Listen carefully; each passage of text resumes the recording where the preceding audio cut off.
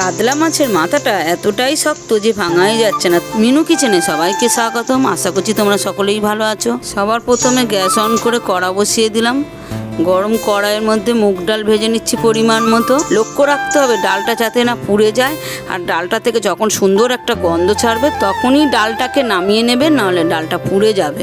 গরম কড়াইয়ের মধ্যে হাফ মগ জল দিয়ে দিলাম, দুটো তেজপাতা, গোটা গরম মশলা, দারচিনি, এলাচ, লবঙ্গ একটু দিয়ে দিলাম। ভেজে রাখা মুগ ডালটা ভালো করে ধুয়ে নিয়ে জল ঝারিয়ে কড়াইয়ের মধ্যে সিদ্ধ হতে দিয়ে দিলাম। একটু নাড়িয়ে দিচ্ছি।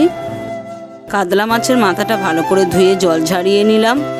একটু পরিমাণ মতো নুন, একটু পরিমাণ মতো হলুদ গুঁড়ো দিয়ে ভালো করে মাখিয়ে নিচ্ছি। ডালটা প্রায় সিদ্ধ হয়ে এসছে। একটা বাটির মধ্যে নামিয়ে নিচ্ছি।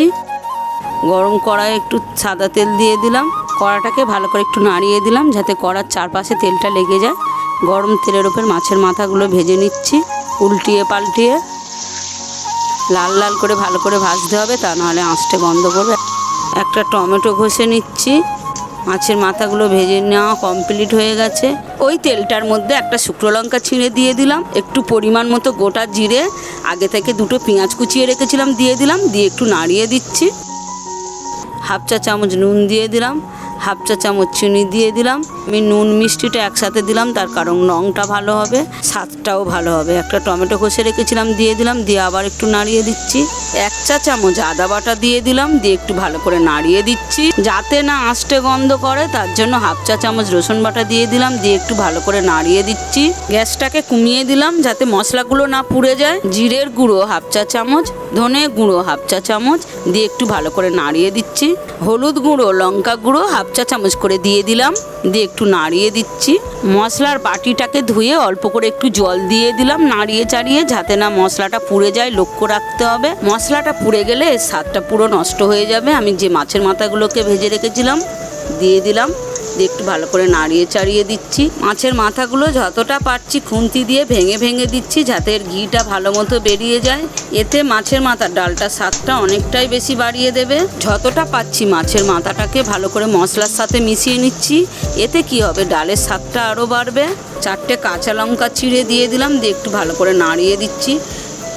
যে ডালটাকে সিদ্ধ করে রেখেছিলাম দিয়ে দিলাম। আমি ডালটা অর্ধেক সিদ্ধ করে রেখেছিলাম। এইবার একটু ভালো করে নাড়িয়ে চাড়িয়ে দিচ্ছি যাতে ডালটা এবার ফুটবে, একটু ভালো মতো সিদ্ধ হয়ে যাবে। পরিমাণ মতো একটু গরম জল করে রেখেছিলাম দিয়ে দিলাম। গরম জলটা দিলে কি হবে, ডালের স্বাদটা আরও দ্বিগুণ বাড়িয়ে দেবে। লক্ষ্য রাখতে হবে ডালটা যাতে না তলা বসে যায়। একটু মাঝের মধ্যে ভালো করে নাড়িয়ে নাড়িয়ে দেবে, তা না হলে ডালটা তলা বসে গেলে স্বাদটা নষ্ট হয়ে যাবে। আমি একটা স্পেশাল ভাজা মশলা তৈরি করে রেখেছিলাম, সেটা পরিমাণ মতো দিয়ে দিলাম। এই ভাজা মশলাটা কি তোমরা জানতে চাইলে নিচেই লিঙ্ক দেওয়া রয়েছে, অবশ্যই দেখো।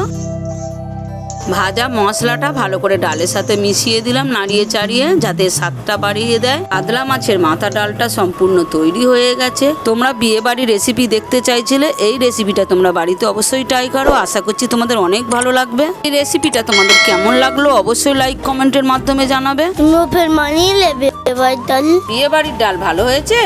হ্যাঁ, খুব দারুণ হয়েছে।